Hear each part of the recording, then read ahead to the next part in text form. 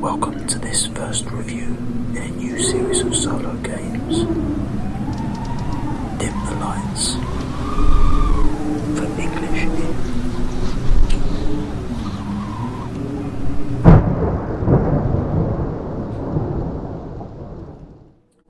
Hi there guys, welcome to this review. So this review is the first in a series of solo games that I'm running. And what I'm doing, there'll probably be 6 or 7 games in the series, and they will go from the lightest games to the heaviest games. So we're starting very entry level here, and we have got an RPG called English Eerie.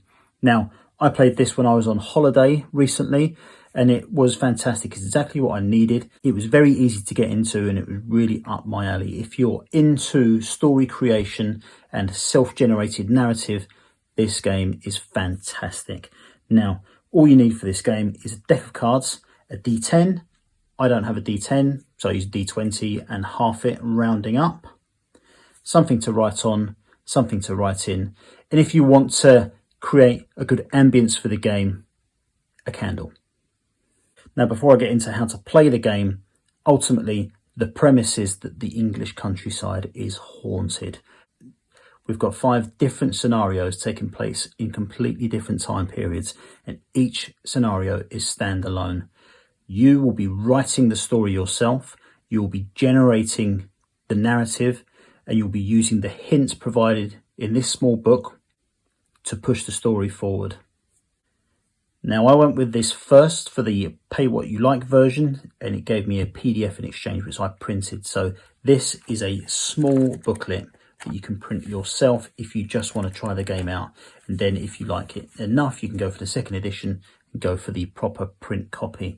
Now, the premise of English Eerie is that the English countryside is haunted. There's 5 different scenarios in this version. They are not connected, and they take place over a range of hundreds of years. So in the game, you will be playing a character that you create who is writing a journal or a diary. You will be drawing cards which will indicate where the story will take you, but you will ultimately decide on the narrative. You'll begin by setting up a character which you'll be giving a small amount of narrative for, which I'll go through in a minute for the first scenario, and you'll be allocating them some points. Now, in a normal RPG, it'd be very convoluted. There'd be lots of information. There'd be dexterity and power and magic, all these different things. In English Eerie, you are limited only to resolve and spirit. You start with a base number of 10, and you will decide how much resolve and how much spirit you want to give your character. Now, resolve is your character's ability to overcome obstacles. So when you turn a card, you will see that it has a number. So this one is the 7 of clubs. You will then roll your D10. In order to pass that card, you need to roll a 7 or higher. You can use your resolve to give a +1 to help you overcome that number. Your spirit is your character's ability to cope with the situations they're in. So as your spirit decreases, your demeanor and your well-being will reduce. You don't want to finish this game with a spirit of 0. At the start of each turn, you'll need to turn over a card. If it's a heart, it means that a secondary character is harmed in some way. If it's a club, it means a secondary character will obstruct you in some way. At that point, you'll need to roll your D10 and try and equal or defeat the number that is represented on the card you just turned over. If you roll the same or higher, you will overcome that obstacle. If you don't, you won't. If it's a spade, you'll uncover a minor clue. So, for example, if you discover an old map or something like that. Again, this is narrative driven, so it's up to you what happens and how you explain that. And finally, if you reveal a queen, the queen are regarded as grey ladies. So they will signify a major event within the story and a real increase in tension. To start a game, you'll need to take cards 4 to 7 from all 4 suits of your card deck. You'll need to mix them up, shuffle them. Then you will deal out 3 piles. And at the bottom of each pile, you'll place a queen. You can use your spirit number to gauge where you are in the game, so that can really help you decide on that narrative and what happens next.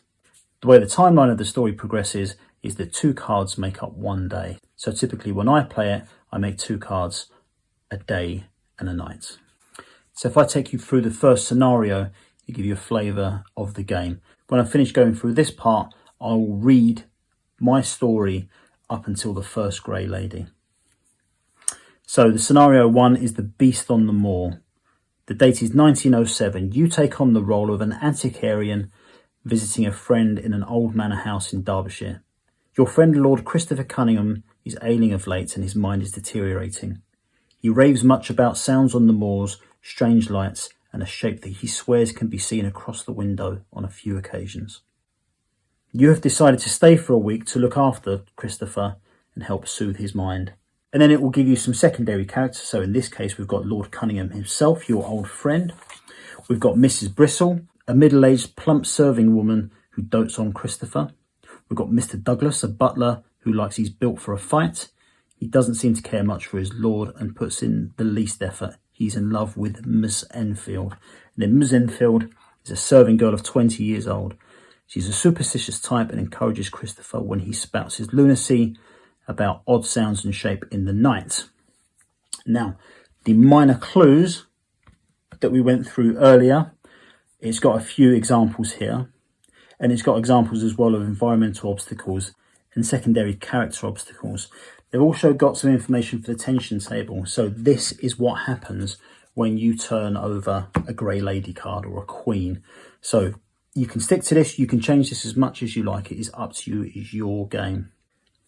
And then we've got the spirit table, which basically resolves the story for you. So I won't share that with you now because I didn't read that until I'd actually finished the game to know where I ended up. Now there are other scenarios in here. So we have the Lost River set in 1921, Detox set in 2017.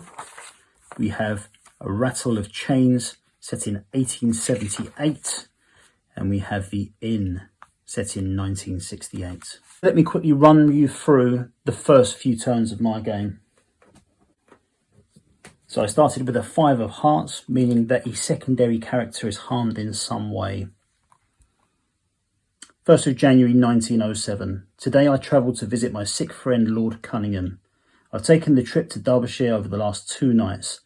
During the final leg of my journal via the Midland Rail Network from Birmingham, I took the time to reread the letter sent by Cunningham's servant woman, Mrs. Bristle. The tale she tells doesn't sound like my friend at all. I was worried. I was met at the train station by Mr. Douglas, the butler of the house, a man of few words to say the least. As we arrived at Cunningham Manor, I felt a change in the temperature, and I was overcome by a strong sense that something terrible had happened here. When we arrived, I searched for my friend, but he was nowhere to be seen. As I observed the local woodland from a window in one of the upper floors, I saw to my horror that Lord Cunningham was hanging by his neck from one of the trees. We ran and cut him down, and my friend gasped. We had just made it. A note found in his pocket explained that he had been visited regularly by a beast from the wood, and he couldn't handle it anymore. Claw marks could be found around his neck, but I assume it is self-inflicted. We put Lord Cunningham to bed for the rest of the day. I will speak to him tonight. I then rolled a 4 of diamonds, which indicated an environmental obstacle, but I passed on a roll of 6. At 8 p.m, I heard movement from Lord Cunningham's room and decided to go and converse with my friend. It sounded like he was moving heavy furniture around, and when I arrived at his bedroom door, I couldn't move it. He had barricaded himself inside, and I had to call on Mr. Douglas to help push the door. He was initially hesitant and said, "We can't help that old fool." But the arrival of Miss Enfield, the house young serving girl, seemed to spur Douglas into heroic action. We managed to force the door just in time to stop my friend from leaping from the bedroom window. Once we calmed him down, Mrs. Bristle made some tea, and we sat in the drawing room where Cunningham told me his story. Lord Cunningham's wife disappeared on the 4th of January 1903 while Lord Cunningham was in London on business. Every year since, on the 4th of January, he's been visited by an apparition of his wife, pleading with him to leave the manor before he meets his fate. The apparition also tells him of the beast from the woods, who awakens every 4 years and stalks the land looking for Cunninghams to hunt. I then rolled a 5 of clubs, which is a secondary character who strikes me in some way, which I passed with an 8. I woke early and decided to talk further with Cunningham, who I am convinced has gone quite mad. I go to see if he is up, but Mrs. Bristol stops me in my path, saying he isn't well enough. I can hear Cunningham conversing with Miss Enfield. She seems to be whipping him up to a frenzy and saying he must protect himself from the beast. Angrily, I shove past Mrs. Bristol and berate Enfield for encouraging such behaviour. I grab her wrist to drag her out of Cunningham's room, and as soon as I do so, I feel the arm of Mr. Douglas around my neck. He strangled me, squeezing tightly. The last thing I remember is Miss Enfield's screaming voice telling Douglas to let me go. Then there was darkness. I then rolled a 4 of spades for a minor clue. I wake in bed, my wrists tired, and a worried-looking Cunningham standing over me. He says that the actions of Mr. Douglas has brought him to his senses. He suspended Douglas and asked him to return on the 4th of January. None of this information explains why I was tied up. Cunningham explained he wished to give me his story in full, without interjection. He would release me once his story was told. Cunningham Manor had been in the family for just 40 years. During that time, the manor had suffered its fair share of tragedies. Every 4 years, a Cunningham, through blood or marriage, had disappeared. Every time this happened, a kind of madness befell the eldest Cunningham in the weeks preceding the disappearance. 4 years ago, his wife disappeared, and the previous 4 and 8 years, it was his 2 elder brothers. He remembered all 3 of them in their state of madness and assumed suicide, but the lack of a body in each case meant he was unable to confirm his assumptions. He remembered stories of missing Cunninghams going back to 1867, but a visit to the crypt on the grounds in 1895, after the death of his eldest brother, worried him. Every Cunningham who passed away in the last 40 years disappeared in early January, every 4 years. No bodies were ever found, and Christopher Cunningham was the last of his line. We decided to visit the crypt the next day to search for patterns or clues to the curse which had befallen the Cunninghams in the last 40 years.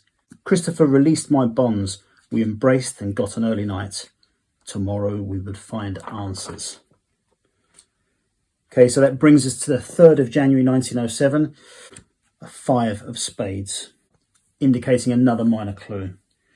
We rose late in the morning and ate quietly, neither of us looking forward to our visit to the crypt.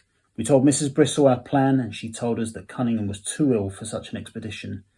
An excited Miss Enfield asked to come along, but was berated by Bristol and told to get on with her duties. We made the long walk to the crypt, situated about half a kilometre from the manor. We were somewhat unsurprised to see the doors smashed open. Inside we found 10 plaques on the walls, stating the names and dates of all the dead Cunninghams. Each of them had claw marks on them. Some claw marks were very old, maybe decades old. Others were new, perhaps made within the previous weeks. Dates were displayed above the plaques with the year of death. To our horror, there was an inscription on the next empty space, as if someone knew a Cunningham would die in 1907. We heard footsteps and called out to ask who was there. The footsteps took flight and we heard a cracking sound, like the breaking of plaster. We made haste to the entrance of the crypt, where we found a broken plaque. It read 1907, Christopher Cunningham, aged 42. Date of death, 4th January 1907, 2 days' time. We looked across the field to see if we could spot the man who fled, and we did. It was Mr. Douglas. The next card I turn over was a 6 of clubs, meaning that a secondary character is going to try and obstruct my path or harm me in some way. I failed that, so I lost 1 spirit. We rushed back to the house in search of Mr. Douglas. Cunningham and I go to the gun cabinet to get the hunting rifles, and we see Douglas enter the woods and head off in pursuit. When we reach the wood, we decide to split up and search for our foe. As I creep through the forest, I hear footsteps to my left and whirl around to aim my weapon at the noise. I almost pull the trigger out of fear and instinct when I realise I am aiming directly at Cunningham. In that instant, I feel a searing pain in my side. I look down to see an arrow sticking out of me. Before I pass out, I hear the shouts of Lord Cunningham and gunshots. I then turn over the first Grey Lady, the Queen of Spades. However, we're in luck because spades mean a minor clue.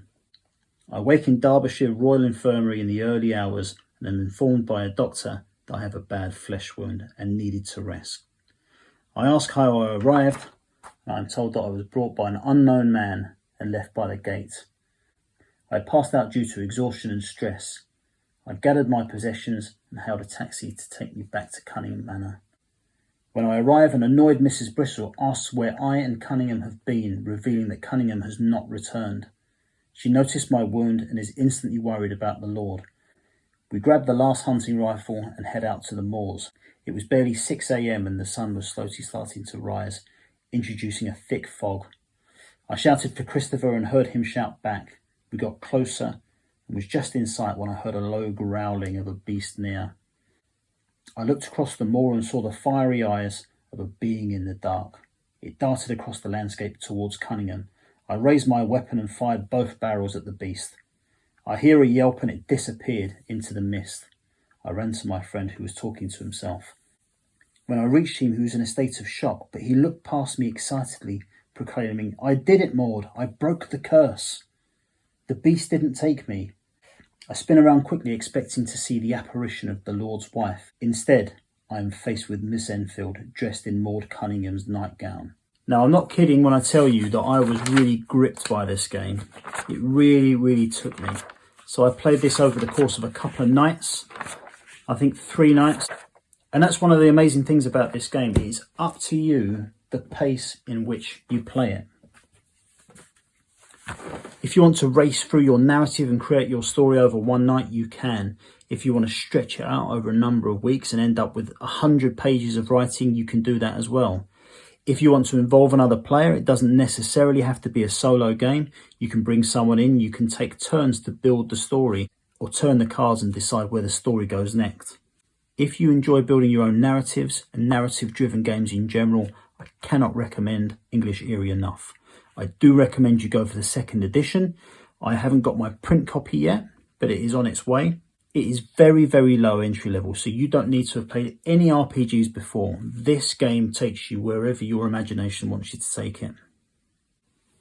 There's a link in the description to order the game via Drive-Thru RPG. Now, my next game in the series will be Sherlock Holmes Consulting Detective. And I've picked the Jack the Ripper and West End Adventures version of the game. If you enjoyed this video, please like and subscribe and all that kind of stuff. Hello? Hello?